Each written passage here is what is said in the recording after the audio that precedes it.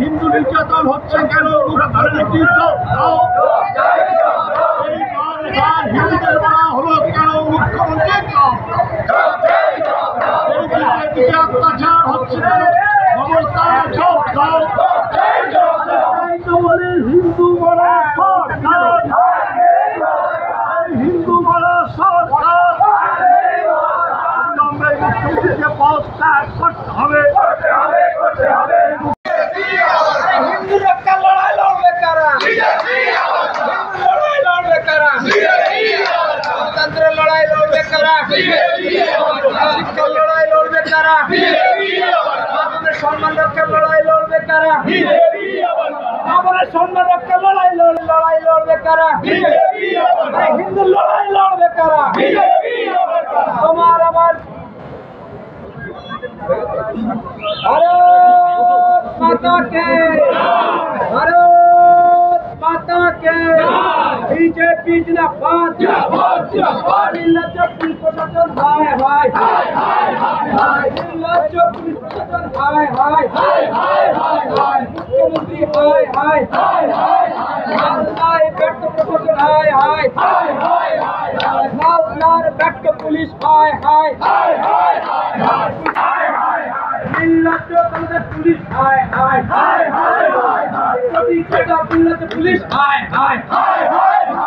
Back to police hi back to police.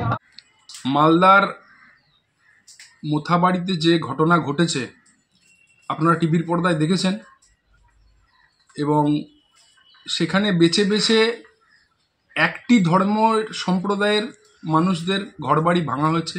এবং সবথেকে আশ্চর্যজনক বিষয় হচ্ছে যে একদল যুবক তারা মুখে যে কথা বলছে এবং তারা যে স্লোগান দিচ্ছে এবং সেই একই কথা বলতে বলতে তারা ঘরবাড়ি সব জ্বালিয়ে দিচ্ছে এবং তারা বলছে সেখানে একটাও হিন্দু এখানে রাখা হবে না। সেখানে প্রশাসন নির্বিকার। ওই যুবকের মুখে আমরা সবাই দেখেছি, নিউজ চ্যানেলে বলছে যে পুলিশ আমাদের কিছু বলবে না। তার মানে প্রশাসনের কতটা উদাসীনতা আছে এখানে এবং তাদের প্রতি প্রশাসনের কতটা সমর্থন আছে, না হলে এত বড় ঔদ্ধত্য তারা দেখাতে পারে।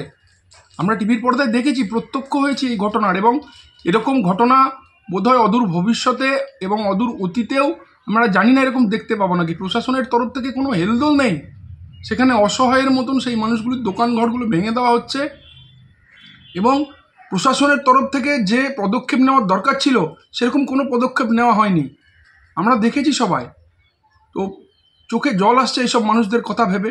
এই ঘটনার প্রতিবাদ করতে আমরা আজকে অবরোধ করেছি। আগামী দিনে আরও এরকম বৃহত্তর আন্দোলনের পথে আমরা যাব, কারণ যেখানে পশ্চিমবঙ্গে সরকার যেখানে সর্বধর্মের যেখানে তাদের ধর্ম পালনের জন্য সুযোগ দিচ্ছে, তাদেরকে বলা হচ্ছে নিজেদের ধর্ম নিজেরা পালন করুন, তারপরেও আমরা দেখছি একটা ধর্মের মানুষ অন্য ধর্মের মানুষদের এরকম নির্বিকারে অত্যাচার চালাচ্ছে।